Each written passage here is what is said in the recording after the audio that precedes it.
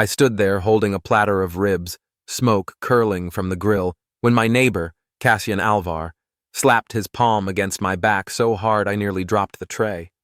He leaned in with that smug, mocking grin he wore like a mask and shouted loud enough for the entire backyard to hear, "I drink your beer, eat your BBQ, and do your wife." The laughter that followed was slow at first, hesitant, like people weren't sure they'd heard it right. Then it grew. My colleagues, my wife's yoga friends, even the DJ cracked a grin, and Brielle, my wife, stood frozen, one hand resting lightly on her Prosecco glass, saying nothing. Not a word, not a denial, not even a twitch. My daughter, Elara, turned to me in the silence that followed and asked, "Daddy, what does he mean?" That was the moment. That's when the air left my lungs, and something inside me, something I'd built my entire life on, shattered into dust. But if they thought I'd crumble in front of the crowd, they had no idea who they were humiliating. Before we dive into today's story, take a moment to share where you're watching from. We love seeing how our stories bring people together from every corner of the world. Your thoughts and comments are what make this community so special, and we're truly grateful to have you here. If you haven't already, don't forget to hit that subscribe button and turn on notifications so you never miss a new story filled with drama, resilience, and unexpected twists. Now, settle in, get comfortable, and maybe grab your favorite drink, because this is a tale you won't want to miss. Let's get started. I stood there holding a platter of ribs, smoke curling from the grill, when my neighbor, Cassian Alvar, slapped his palm against my back so hard I nearly dropped the tray. He leaned in with that smug, mocking grin he wore like a mask and shouted loud enough for the entire backyard to hear, "I drink your beer, eat your BBQ, and do your wife." The laughter that followed was hesitant at first, polite, awkward. Then someone choked on their mimosa, someone else howled, and like that the whole backyard erupted. The Brickle elite, my colleagues from the firm, Brielle's healing circle friends in their faux bohemian dresses and passive-aggressive clapping, the DJ, even the damn caterer, they all laughed, except Brielle. She stood there, holding a flute of Prosecco, eyes glazed, face stiff as if she didn't hear a thing, as if this wasn't happening, as if her silence wasn't screaming. And then my daughter, Elara, looked up at me and asked, "Daddy, what does he mean?" That question hurt worse than the slap, but I didn't flinch. I didn't throw the tray. I didn't break a bottle over Cassian's skull, even though every nerve in my body told me to do just that. I stood still, shoulders locked, and looked Cassian square in the face. Because one thing they forgot, I don't break in public. Later, people would talk about how I didn't say a word, how I quietly cleaned up after the party while Brielle disappeared into a guest room to rest, and how Cassian left laughing. They didn't know that what broke that night wasn't my pride. It was the illusion I'd been desperately clinging to. My marriage had been dying long before that BBQ. I just didn't want to admit it. The cracks had started a year earlier. Subtle shifts. Brielle started going to night meditations that ran 3 hours long. She said I was too rigid, too logical. She wanted me to feel more, whatever that meant. She stopped inviting me to things but insisted we were fine. She posted happy couple photos when we hadn't spoken more than 10 words that week. And me, I tried harder. Took her to rooftop dinners, sent flowers, booked a trip to Barcelona. She canceled it for a narrative therapy retreat. The moment she returned from that retreat, something about her had changed. She became sharper, dismissive. Her smiles no longer reached her eyes. She started recording our arguments and twisting things I said into Instagram captions about emotional entrapment. Then Cassian entered the picture. A life coach, narrative healer, authenticity architect, whatever the hell that meant. He was loud. He was dramatic. He dressed like a deranged cult leader. But he had a following, mostly wealthy, emotionally suggestible women who liked how he made them feel seen. Brielle loved how he made her feel seen. At first, I didn't suspect an affair. I thought he was just another one of her phases, but then he started coming around more, calling late, sending gifts.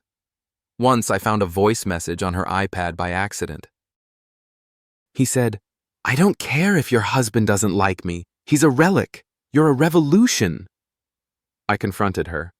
She said I was being paranoid, that Cassian was helping her find her true voice. I wanted to believe her. I didn't want to be that guy, the controlling husband, the insecure man. But deep down, I knew. The woman I married wasn't there anymore. Still, I didn't act. Not yet. I thought maybe it would pass. I held on for Alara. I held on because I didn't want to believe that someone could leave you while still sharing your bed. But now, after Cassian's public declaration, after that smirk, that silence from Brielle, that question from my daughter, now it was war. Not the kind you see on TV. No explosions, no rage. The kind fought with patience, strategy, and an unshakable resolve. That night, after everyone left and the house had gone quiet, I sat alone on the back porch. The string lights flickered above me. The leftover smell of burnt meat clung to the air. I stared at the swing set where Alara had played just hours before, and I made a decision.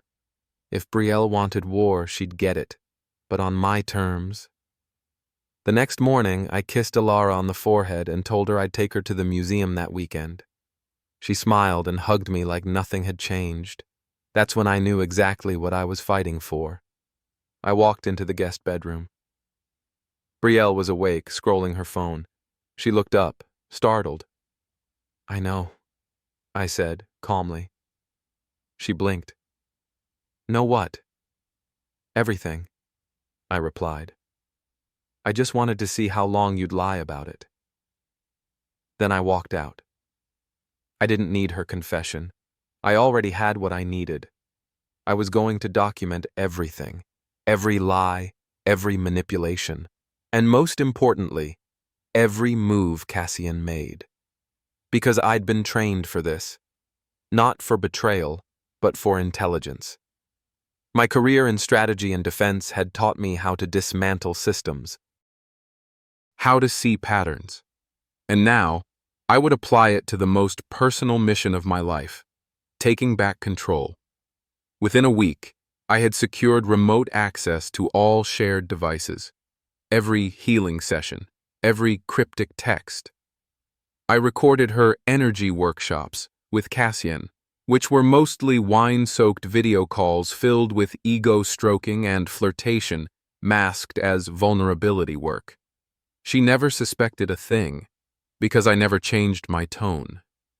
I stayed calm, present.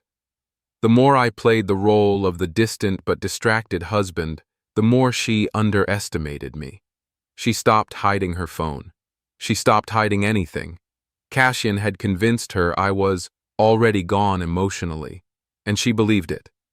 They started discussing custody, how to frame me as stoic and emotionally unavailable, how to manipulate Alara slowly, tell her I was unsafe emotionally, how to paint themselves as the spiritual, evolved guardians she needed. I listened to it all, recorded it, cataloged every timestamp, every plan, every insult, and I said nothing, not yet, because I knew something they didn't. In strategy, the first to move emotionally is the first to lose.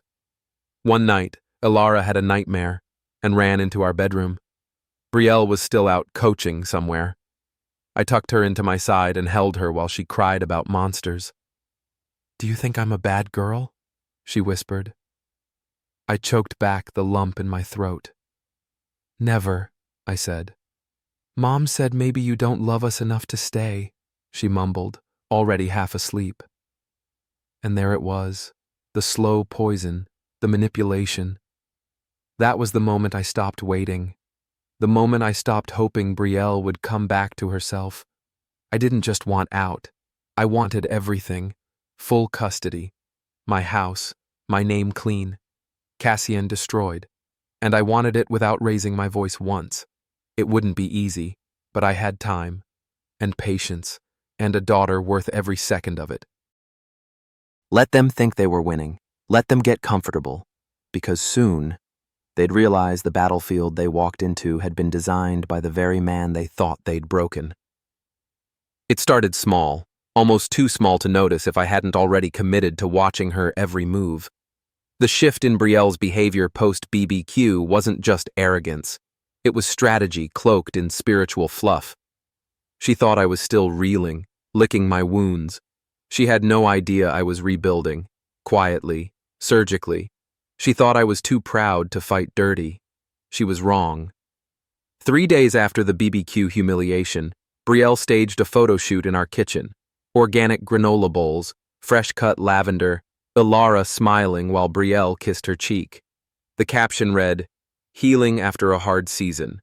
Breaking generational cycles for my daughter's future. #motherhood matters. #safe energy only."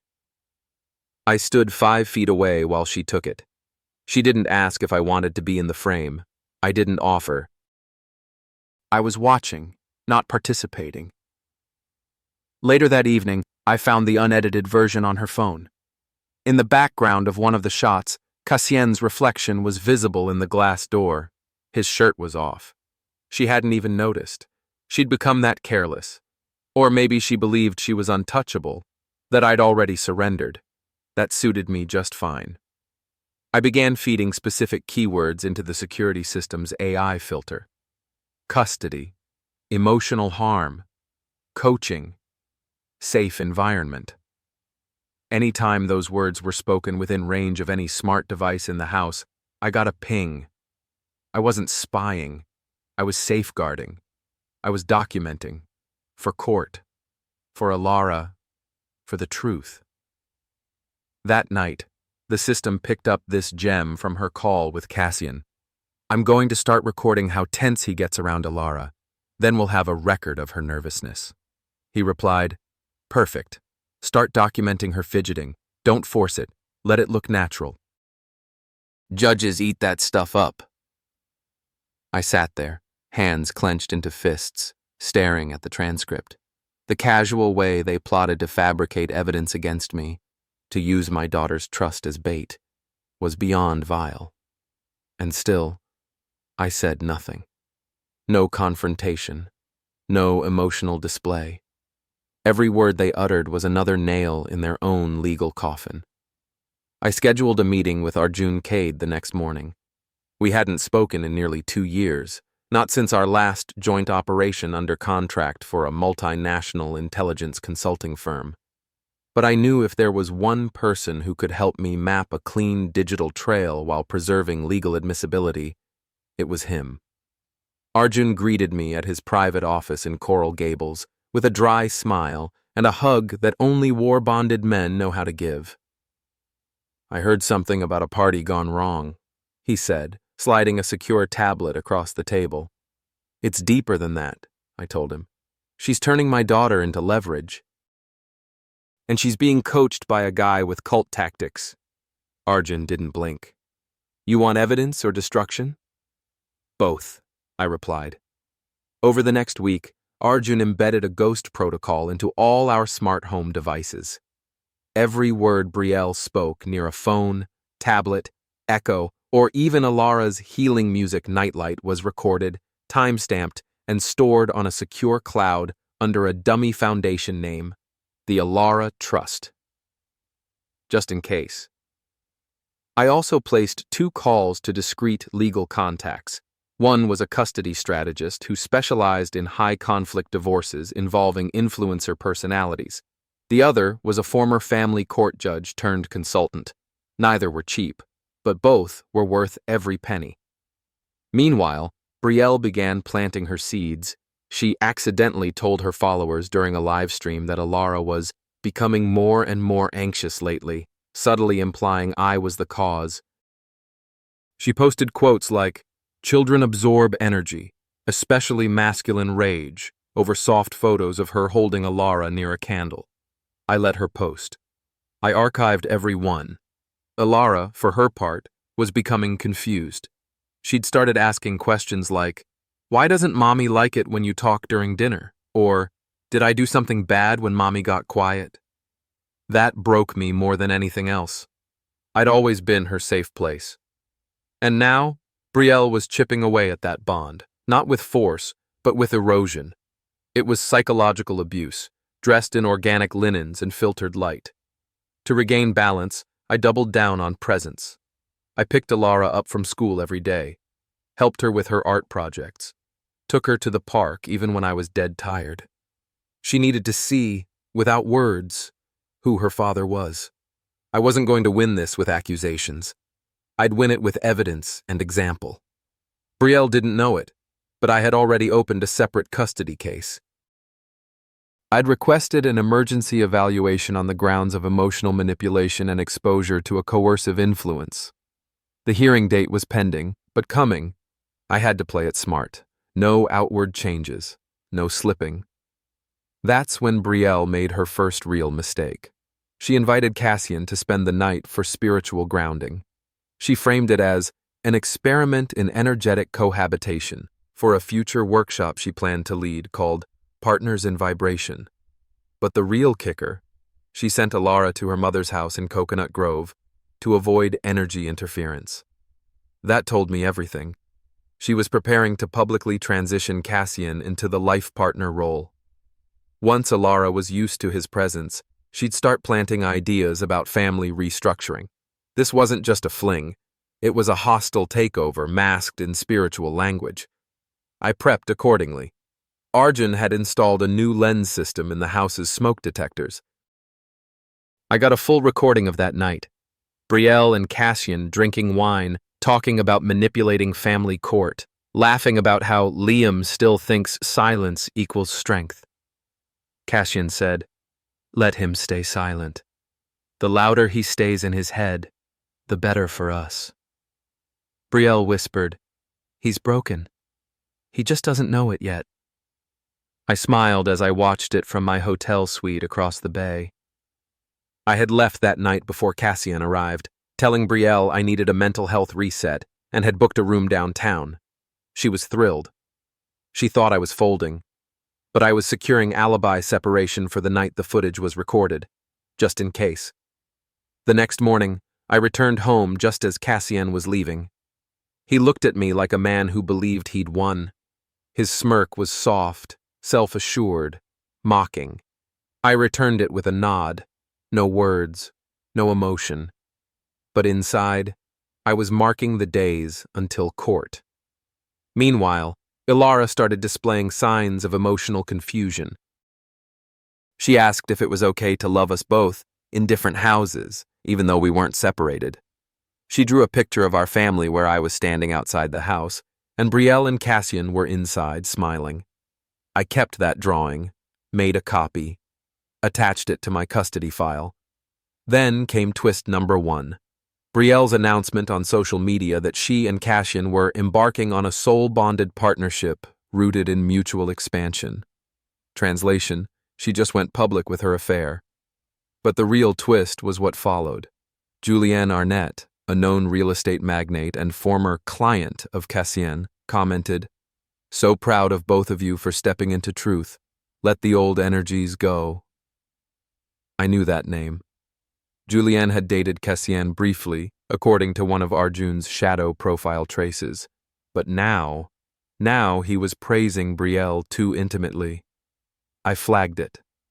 Within a few days, Arjun confirmed a disturbing truth. Julianne had been Brielle's other lover. Concurrently, now we had a secondary affair, a corroborated pattern of deception, and worse, Julianne was under federal audit for wire fraud. Brielle was playing with fire and didn't even realize it. The ripple effect of aligning with men like this would be devastating for custody. I didn't confront her. I printed everything, added it to the file. Twist number 2 came a week later. Alara came home from Brielle's mother's house holding a coloring book. Inside, scribbled in pencil, was a note. Ask Daddy what's wrong with Mommy. She's not like she used to be. Signed, Nana. Even her own mother had begun to notice the shift. That went into evidence too. Not because it was condemning, but because it proved that the environment was destabilizing, even to outsiders. Judges pay attention to that. The final straw in this chapter came when I received a court date, 6 weeks out. Emergency motion granted. Custody hearing approved. Temporary observation rights activated. I didn't celebrate. I simply prepared. In the meantime, I started writing down everything. Not just what Brielle did, but what I felt. So if I was asked, I wouldn't come off calculated. I would be clear, grounded, present. Judges don't reward bitterness. They reward restraint. That weekend, I took Alara to a father-daughter woodworking class. We built a small birdhouse. She painted it blue and yellow. Will Mommy like it? She asked. I said, I think she'll appreciate that you made something with your hands. She nodded and looked up. I think you're the strong one. Not loud strong, the other kind. She had no idea what that meant to me. 6 weeks, then the hearing, then the war would go public. But I wasn't afraid, because they were loud, and I was patient, and in silence, I was building everything they thought they'd already destroyed. The Monday after the court date was confirmed, everything felt quieter, like the silence before a storm makes landfall. The kind of silence you don't trust. Brielle moved through the house humming to herself, as if the universe was rewarding her for speaking her truth. Cassian had taken to wearing long white tunics like some coastal prophet. I watched him one morning through the upstairs window as he spun barefoot in the backyard, arms outstretched toward the sun, muttering affirmations into the sky. I used to think lunacy wore masks. Now I realized it didn't need to. It just needed an audience.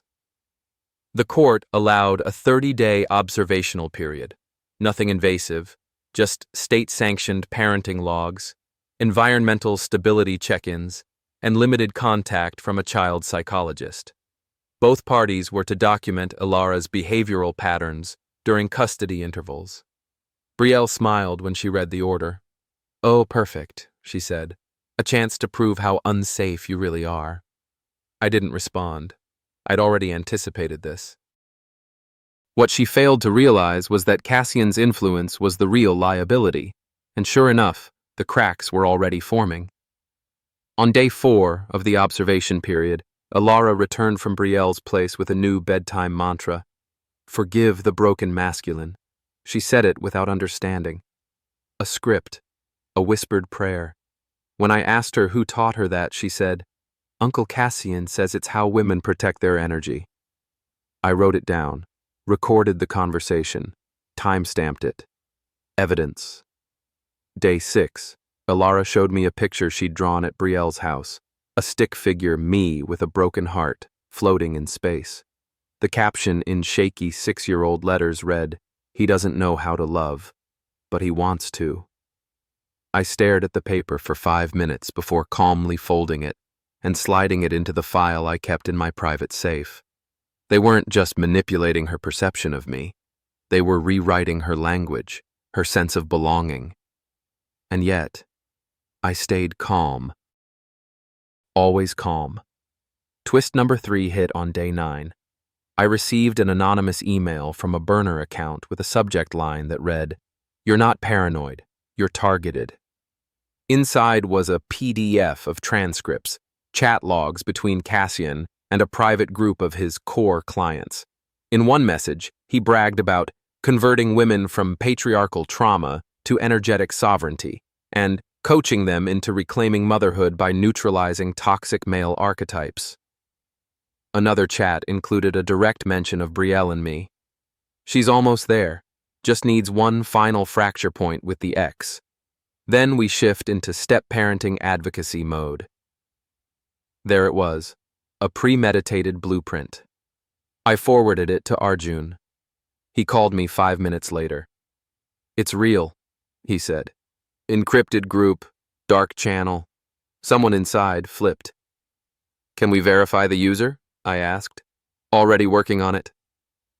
By day 12, I'd accumulated over 47 documented incidents, each one subtle, easily dismissed in isolation, but together, it painted a clear picture of grooming, emotional coercion, and agenda-driven parenting strategies that directly endangered Alara's psychological well-being. Meanwhile, Brielle was ramping up her performance. She began staging gentle parenting moments during pickup drop-offs, hugs that lasted too long, phrases like, "It's okay to come back early if it gets too noisy over there," and encouraging Alara to carry feelings journals that I was not allowed to read. It was sickening. And yet, it was effective, at least for outsiders watching the surface. But I wasn't alone anymore. The court had assigned Dr. Yasmin Clow as the observational psychologist. She came by unannounced one evening and witnessed Alara running into my arms, beaming, holding a handmade card that read, "Thank you for not yelling like the loud people." She raised an eyebrow. "Who are the loud people?" Alara answered without pause. "Mommy's new family." It was a small win, but it proved what I already knew. Children know who feels like home. Twist number 4 emerged when I was called into Alara's school after one of her teachers flagged emotional triangulation. Apparently, Alara had begun role-playing 2 daddies during free time. One was named Daddy Liam, who helped with puzzles and stayed quiet when sad. The other was Daddy Kazi, who talked too much, said silly words, and made Alara feel dizzy. I couldn't make this up. I asked to see the drawings. They were haunting. In one, Daddy Kazi had a huge mouth with red lines coming out of it. Daddy Liam had no mouth but held Alara's hand. The teacher, bless her, didn't draw conclusions. She just flagged it. I thanked her, and I added it to my file. Arjun called later that night with confirmation. The anonymous sender was Julianne, the same man Cassian had once dated, the same man Brielle had flirted with publicly on social media. Julianne had been watching everything implode from the inside and finally decided to flip. Why? Because Cassian had used him, gaslit him, turned his own credibility against him during a failed business venture involving a masculine detox retreat that went viral for all the wrong reasons. Julianne's hurt, Arjun said, and that makes him dangerous, to them. I didn't hesitate. I asked for a formal affidavit. 2 days later, I had it. Sworn statement, names, dates, screenshots. It connected Cassian's manipulative tactics to at least 6 other women, some of whom had lost custody battles due to emotional instability claims, and Brielle was walking the exact same path. Meanwhile, I played the quiet, devoted father. I cooked Alara's favorite meals, read her stories at night, attended her school showcase without fail. During those days, Brielle ramped up her public narrative. She posted a video montage called Choosing Peace, featuring slow-motion shots of her and Cassian doing yoga, laughing in the sun, sipping tea on the patio Alara and I built last spring. She wrote, "Sometimes the bravest thing you can do is release what no longer reflects your soul's vibration." It got 82,000 views and over 300 comments. But what mattered most? One of those comments came from a woman named Renna Westbrook, a former client of Cassian. She commented, "It always starts with yoga and tea, then ends with lawyers and trauma." That comment got buried quickly, but I screenshotted it. Arjun reached out. Renna responded. She was willing to testify. By the end of the 3rd week, I had 6 women on record describing eerily similar behavioral patterns. Emotional rewiring, child, loyalty manipulation, legal pressure, using therapist-approved language, coercive, spiritual reframing. Cassian wasn't a guru. He was a psychological predator. And Brielle had handed him the keys to our daughter's mind. And then came the most revealing moment yet. I found a file, hidden in Brielle's iCloud, mislabeled under a folder titled Ilara Crafts. Inside was a draft email to a PR firm outlining a proposed rollout plan for a brand campaign centered on navigating motherhood after spiritual divorce. Included in the strategy was a pitch for a book deal. Working title: Healing with Her, A Journey into Conscious Uncoupling. They were planning to turn our destruction into content. I stared at the screen until my hands went numb. It wasn't just betrayal. It was monetized betrayal. I printed the email. I printed the entire PR proposal. It went into the file. The final days before the hearing were eerily calm. Cassian stopped spinning in the backyard. Brielle began cooking again, almost like they sensed something was shifting. But I didn't give them anything. No confrontations, no emotional spikes. Just continued documentation, continued presence, continued clarity. On the morning before the hearing, Ilara gave me a drawing. It was the three of us, me, her, and a small blue house with flowers in the yard. She had written, "I want to live where it feels calm again." I smiled. She didn't know it yet, but I'd already built that place. The courthouse wasn't imposing, at least not in the physical sense. It was modern, neutral-toned, built to feel less like a place where lives were shattered and more like a DMV with better air conditioning. But that morning, as I walked Ilara into the supervised exchange center attached to the family division entrance, it might as well have been a war bunker. She didn't cry. She hugged me tight and whispered, "Don't forget the birdhouse." I told her I wouldn't. I had it in the car. She smiled and walked inside with the court-appointed handler, her pigtails bouncing. I watched her go, each step a reminder of why I was there. Brielle arrived 30 minutes later, of course, late, dressed in flowing beige like a desert priestess, arm in arm with Cassian. He wore a tailored white tunic and leather sandals, his hair in a tight man bun, a string of mala beads looped twice around his wrist like a branding. They looked like the final act in a wellness conference. Cassian didn't even glance my way, but Brielle did, and behind that serene smile, I saw nerves. She blinked too often, gripped her water bottle like it was a shield. She was afraid. She should be. We were ushered into courtroom 5C, where Judge Cynthia Halberd presided, a woman in her late 50s with sharp eyes and no patience for drama. I'd done my research. She favored children's psychological welfare above all. She was unmoved by social posturing. When the hearing began, my lawyer, Devin Reese, opened with calm, measured tones. He laid out the documentation, recordings, transcripts, testimonies, child behavioral drawings, therapist input, and 3 sealed affidavits. Each piece was presented like a puzzle tile, individually powerful, collectively devastating. Then he introduced the file from Julian, the former lover, the whistleblower. The courtroom tightened when his affidavit was read aloud. The phrase, "intentional destabilization of co-parenting through ideological conditioning and third-party coaching," hung in the air like a slow-rolling grenade. Brielle shifted in her seat. Her lawyer whispered something, but she didn't nod. Cassian smiled. That was his tell, always overconfident. He leaned back like he was watching a show he'd already memorized the script for. He thought charm was protection. He thought silence was consent. He was wrong on both counts. When it was her turn to respond, Brielle played the part flawlessly. Voice soft, tears shimmering but never falling. She spoke of losing herself in a marriage of emotional silence, of rediscovering her essence through healing work, of shielding Ilara from rigid masculinity.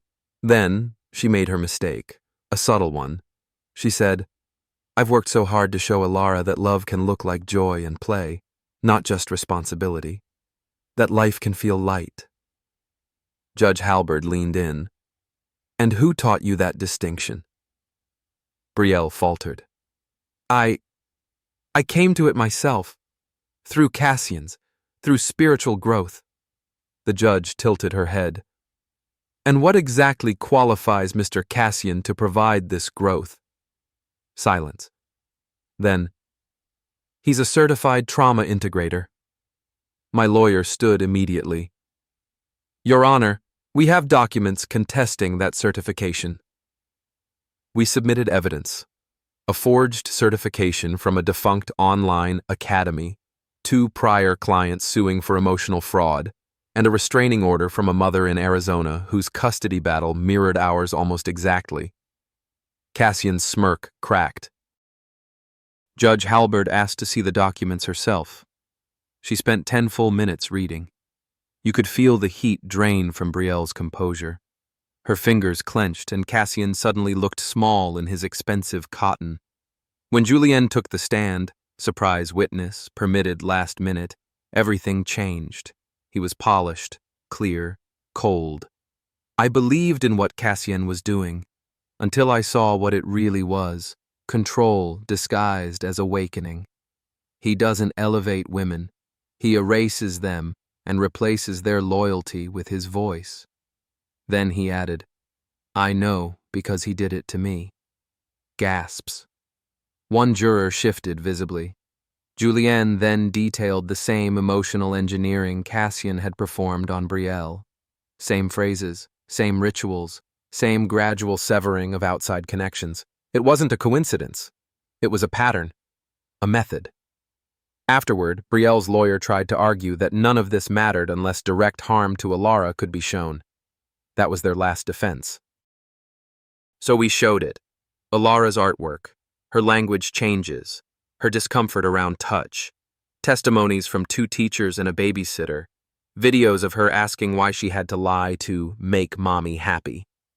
The final exhibit was a voice recording. Alara asking me, do you think I'm bad if I don't like him? And me answering, no, sweet girl, your feelings are always safe here. Then Judge Halberd asked to speak privately with Alara through the court-appointed psychologist. It took 30 minutes. The court was silent the entire time. When they returned, the judge looked exhausted but clear-eyed. I've seen enough. Everyone sat forward. The evidence overwhelmingly demonstrates a prolonged attempt by the mother and her associate to interfere with the child's relationship with her father through covert manipulation, coaching, and psychological influence inconsistent with a child's emotional development. She continued, this court prioritizes not just physical safety, but emotional security, autonomy, and consistency. She looked Brielle in the eyes. Alara will reside with Mr. Mercer as primary custodian. Mrs. Mercer will have supervised visitation until further psychological evaluation can ensure no undue influence persists. The room collapsed into silence. Cassian looked stunned, not angry, defeated. Brielle let out a sharp, soft sound, half gasp, half sob. I didn't gloat. I didn't blink. I just stood. I had fought without shouting, protected without poisoning, and now I'd won the only thing that mattered, my daughter's peace. Outside the courtroom, Brielle sat slumped on a bench. Alone. Cassian had vanished. When she looked up, I saw the girl I married, terrified, lost, spiraling. But it was too late. She'd broken the bridge and expected me to carry her across. I didn't. I walked to my car. I drove to Alara's school. I picked her up early. She asked why. I said, because today everything got quiet again. She smiled, and for the first time in months, it reached her eyes. The morning after the ruling, I woke to stillness, not the brittle tiptoe kind of quiet that filled Brielle's house with passive-aggressive tension. This was deeper, earned. I lay there for a long moment, just listening to the soft hum of Alara's nightlight projector in the hallway, rotating sea turtles and moons across the walls. We had survived the storm, but I knew the aftermath was coming. By noon, my lawyer texted, Cassian filed a motion for personal protection citing defamation and reputational damage. Brielle's counsel is filing an appeal. Be ready. I didn't flinch. I'd expected it. Weak people scream loudest when the spotlight turns off. Ilara, for her part, seemed lighter already. She painted a new birdhouse for the backyard and asked if we could plant strawberries. When I said yes, she grinned and whispered, "I think you're the calm house." I held that moment close, but the peace didn't last. 3 days after the ruling, Brielle posted a 10-minute video called "What the Courts Don't See." It was filmed in her now half-empty home, candles flickering behind her like vigil lights. She sat cross-legged in cream linen, eyes puffy, voice trembling. "It's easy to judge a mother who chose healing over conformity," she said. "But what they didn't hear was the way I cried every night, or the way I begged to be understood." She never mentioned Ilara by name, but she didn't have to. The video went viral, shared in conscious parenting forums, wellness pages, and feminist circles. Support flooded in from strangers calling her brave, persecuted, and an awakened soul punished by a patriarchal system. I watched it once, then never again. But I did respond, in my own way. I met with Ilara's therapist, Dr. Clow, and requested we increase Ilara's sessions from bi-weekly to weekly. Not because I thought she was in distress, she wasn't, but because I wanted her equipped, grounded, able to articulate her feelings in the face of the narratives she'd eventually be exposed to. Twist number 1 arrived 2 days later. I got a call from a woman named Ava Dane, a podcaster who covered high-profile family court cases and gender-based social conflicts. She'd watched Brielle's video. She wanted to interview me for balance. I said no. Then she sent a follow-up message. Julien already agreed. He gave me everything, including emails between Brielle and Cassian discussing how to leverage Ilara for content monetization. That changed everything. I met Ava in a neutral studio space in Culver City. Minimal lighting. 1 camera. No script. I didn't smear Brielle. I didn't even say her name. I just told the truth. I told them how I'd watched my daughter be pulled between ideologies like a rope in a war neither parent should have started. How I documented everything, not to win, but to protect. How manipulation doesn't always look like yelling. Sometimes it looks like yoga retreats and affirmations whispered through locked doors. The episode aired 48 hours later. It exploded. Not because it was angry, but because it was composed. Because people were tired of being yelled at by both extremes. Because they saw something they hadn't in Brielle's video. A father speaking not as a victim, but as a witness. And more importantly, as a protector. Twist number 2 came fast. Renna Westbrook, the woman who had left the viral comment weeks earlier, contacted Ava. She wanted in.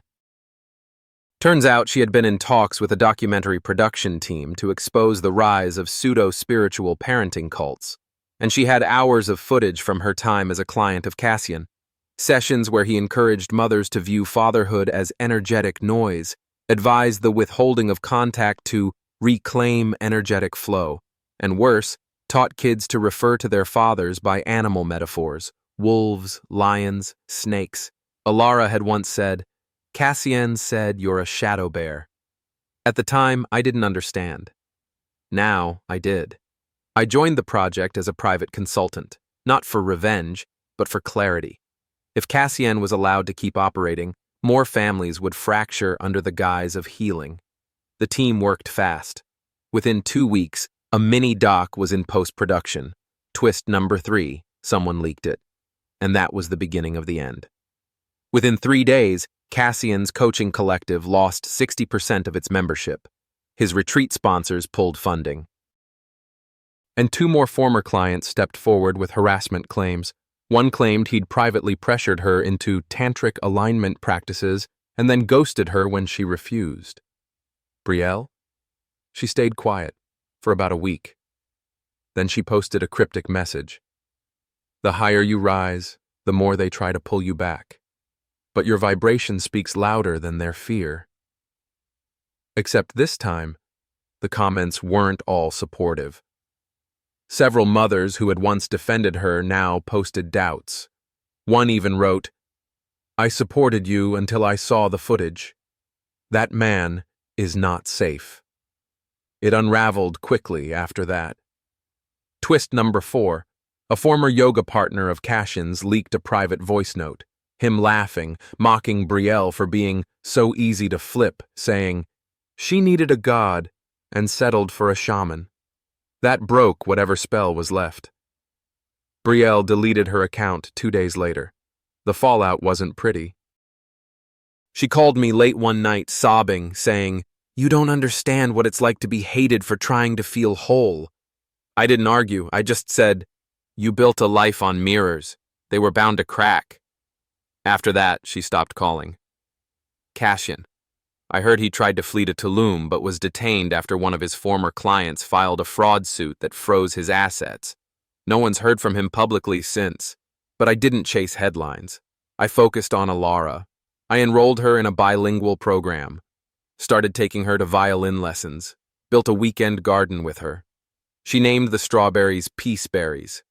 When Brielle finally resurfaced, it was through court-mandated letters to Alara. They were benign. No spiritual phrases, no indirect guilt trips. Just drawings and updates on books she was reading.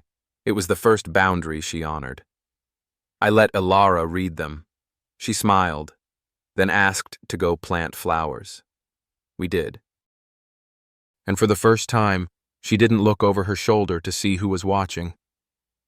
3 months passed. It wasn't that long in the grand scheme of things, but in the life of a child, 3 months is enough time to unlearn a shadow. Alara had started sleeping with the door closed again. She no longer drew swirling dark shapes in crayon, and she didn't whisper Cassian's name in anxious, hushed tones anymore. She had let him go, even if she didn't yet know she had. Her laughter came easier now.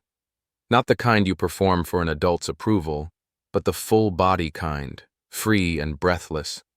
And when she painted, it was no longer confined to monochrome figures on stark backgrounds. There was orange, yellow, sky blue. That was how I measured healing. Not in milestones, in palettes. Still, the legal system doesn't measure healing the same way. It measured custody in risk assessments, evaluations, reports, and supervised visitation transcripts. And now, it was time for the final ruling. The judge had granted a temporary custodial shift in my favor, but Brielle's legal team, downsized and now funded by an anonymous donor, had petitioned for a review. They weren't contesting the facts. They were contesting intent. The argument that Brielle had been misled, groomed even, by Cassian, that she had operated under coercion, and that Cassian was the true manipulator. They painted her as a victim of spiritual abuse. That complicated things, because even though every part of me wanted to hold her accountable, I couldn't deny the twisted truth. She had been manipulated. She had surrendered willingly, yes, but to someone who knew how to weaponize her softness. Still, intent didn't erase consequences. And so, we returned to court for the final verdict. Only this time it wasn't about proof. It was about potential, about the kind of future each parent could provide. About whether Brielle had done the work to dismantle what she had allowed to grow inside her home. Twist number 1. Brielle took the stand and apologized. Not the performative kind, not the public kind. A direct, quiet, tear-stained apology to me and Alara. She acknowledged every detail, every choice, every omission. She said, "I broke the mother I wanted to be by chasing the woman I thought I had to become. I believed someone who promised transcendence and left me with silence." It didn't erase the past, but it was the first true thing she'd said in a long time. The judge thanked her, then moved on. My lawyer countered the narrative of redemption with recent emails between Brielle and her old conscious parenting group. Evidence that even after the fallout, she had engaged in closed-door conversations about reclaiming maternal influence post-court trauma. Twist number 2. Brielle didn't deny it. She admitted it openly. She said, "I didn't know who I was without the identity I'd built. It took losing Alara to see that I was still making her about me. And for the first time, I saw the version of her I used to know, the woman who had once spent hours building pillow forts with our daughter, who used to sing off-key lullabies without shame, who once loved without turning it into a performance." But again, truth didn't erase damage. The psychologist testified that Alara showed signs of improvement, but still harbored residual fear of spiritual spaces, that her sense of self was tied heavily to parental permission, and she often second-guessed her feelings when around her mother. That was the nail in the coffin. Judge Halberd delivered the final verdict. Full legal and physical custody remains with Mr. Mercer. Mrs. Mercer will undergo continued therapy and review. Visitation privileges may evolve based on child's expressed comfort and therapist's recommendation.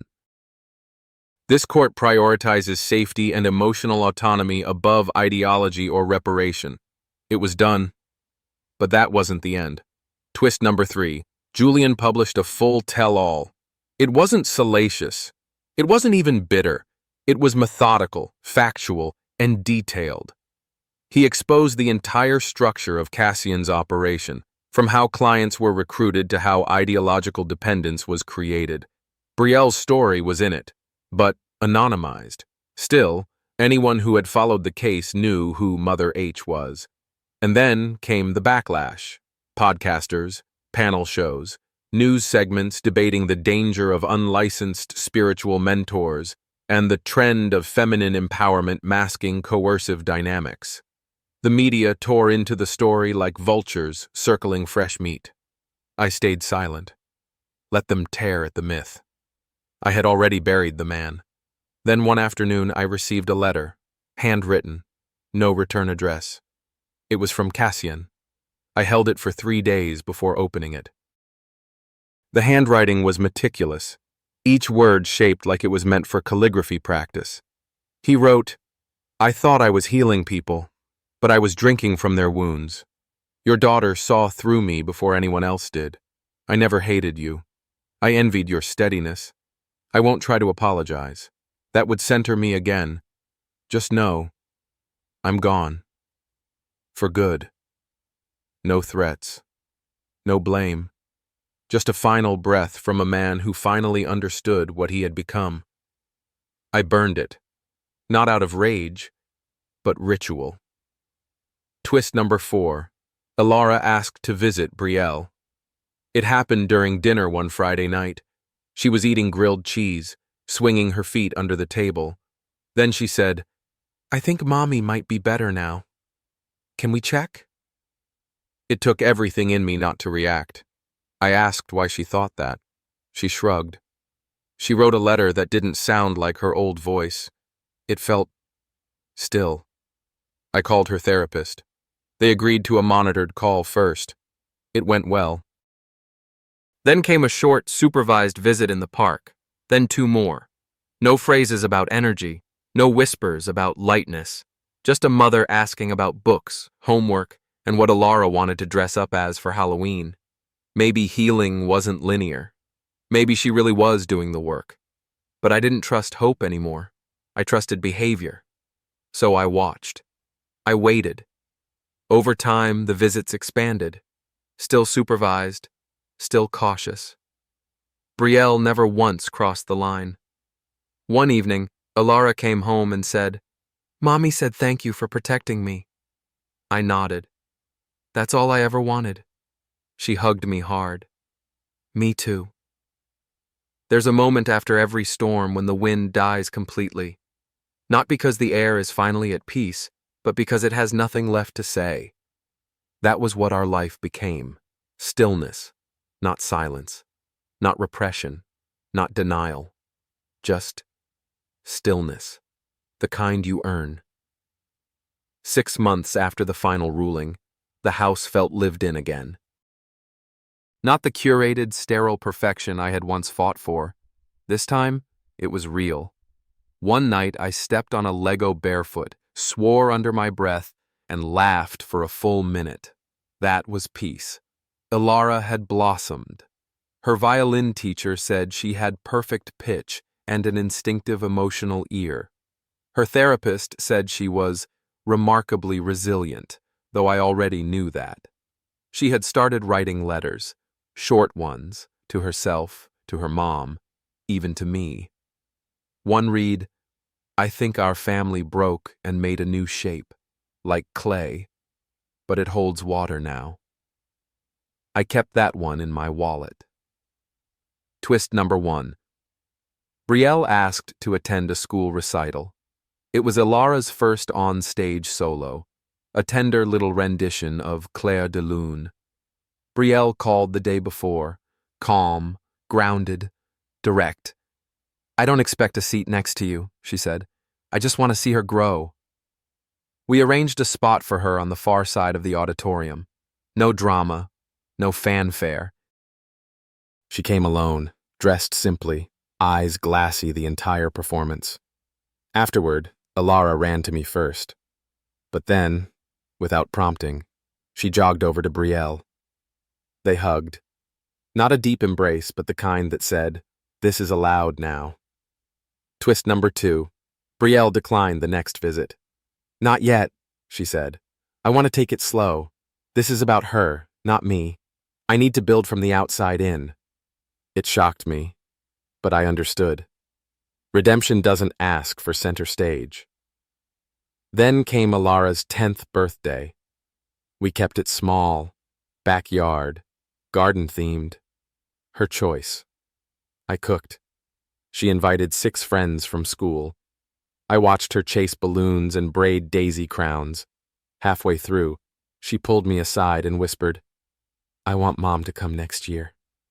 I nodded. "We'll see where things are." She smiled like she trusted that answer. That was new. She trusted the waiting. Twist number 3. Julien moved. Not out of fear, but to finish the book he'd started before the storm. He left me with his final chapter, scrawled in longhand, addressed only, "To men who stay when it's easier to go."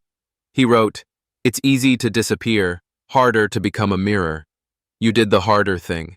Thank you for proving stillness isn't weakness." I read it twice, then archived it. Months passed. Seasons shifted. Ilara lost her first tooth and wrote a 2-page essay about how strawberries have souls too. I caught myself tearing up reading it, not because of what it said, but because she wasn't afraid to say it. That was the victory, not the court order, not the headlines, not even the letters from former clients of Cassian thanking me for breaking the trance.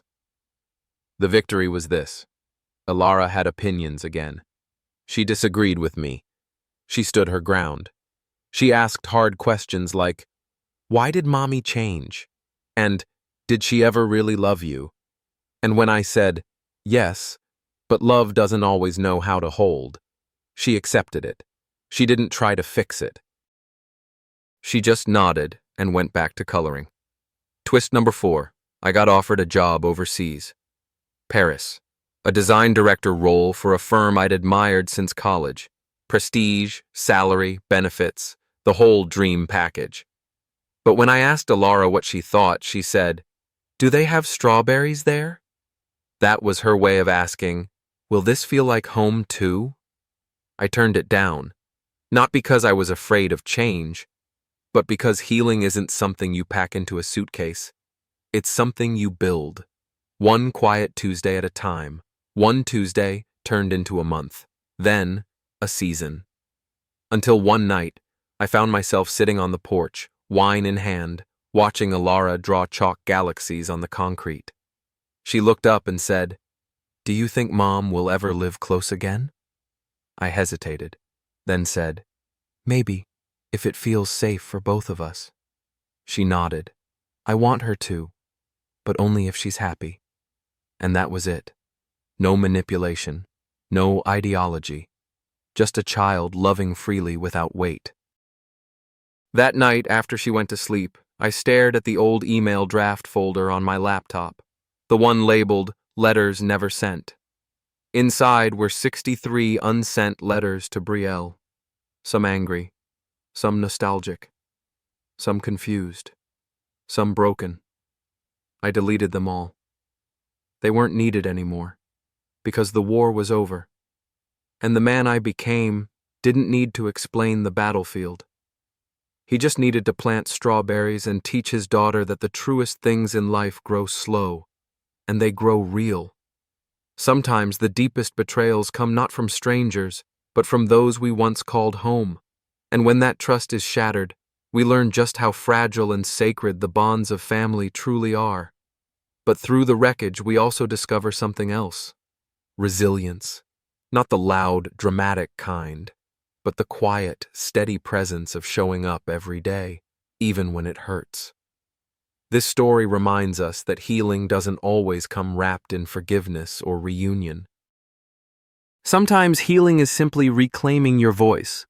It's choosing what kind of legacy you'll pass on, not the one handed to you in ruins, but the one rebuilt with intention. And through that process, we learn that strength is not about dominance or vengeance.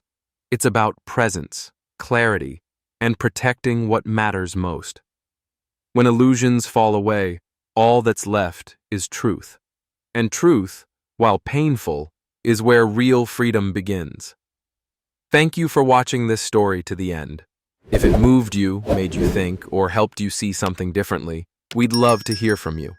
Share your thoughts in the comments, and don't forget to subscribe for more stories that dive deep into life's turning points. Until next time, stay grounded, stay strong,